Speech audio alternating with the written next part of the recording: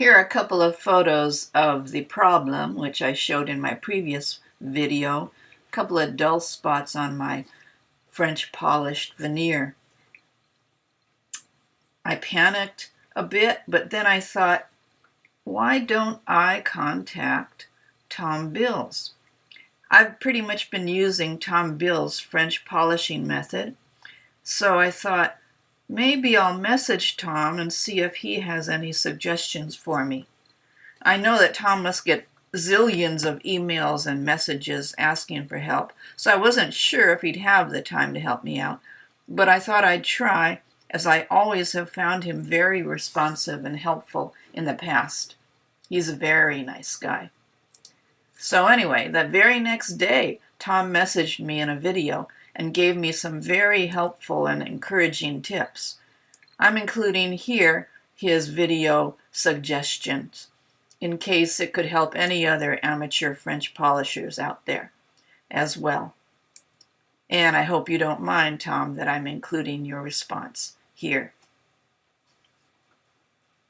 Hey Kathy, Tom here. Just thought it would be easiest to make a video. Sometimes that's easier than typing a bunch of stuff, especially typing it on my phone.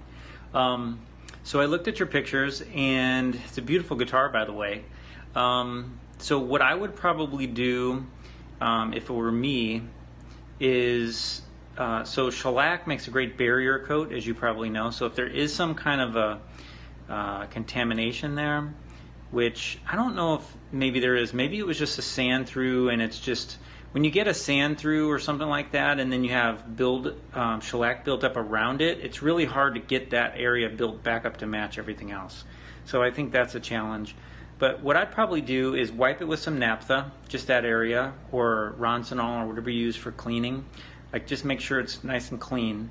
And then I would probably take some shellac with no oil, and just don't pat it on, just wipe it on that area like you're doing a seal coat, so.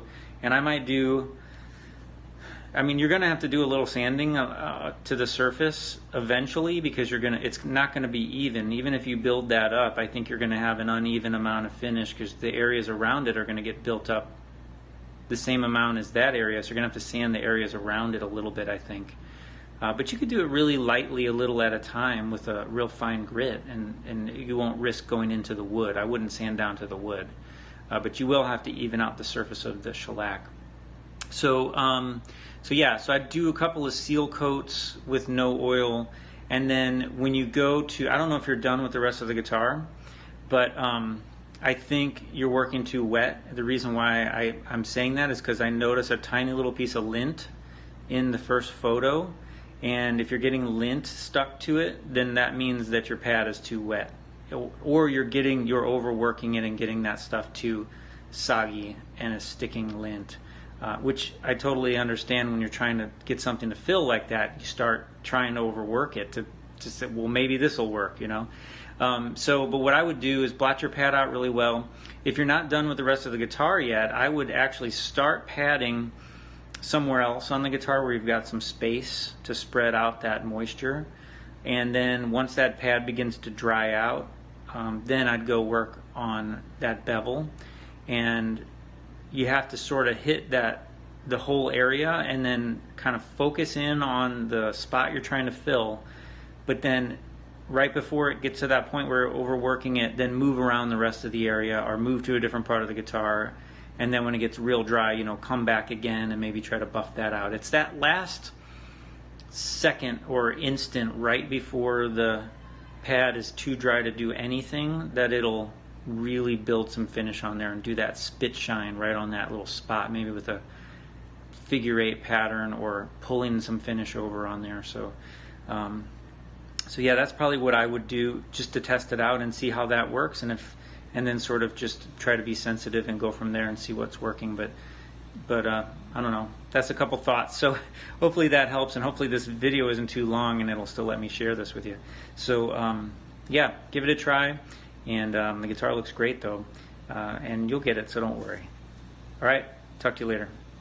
Well, I waited a few days and let the finish harden up a bit, and then I followed his suggestions. Number 1, clean the area with naphtha. Number 2, wipe on a couple of shellac seal coats with no olive oil over the veneer. And 3, work on other areas of my guitar, and after the pad is almost dry from a session, carefully and lightly pad shellac with olive oil once again over the problem areas, using figure eights and trying also to move finish from the surrounding areas onto the dull spots.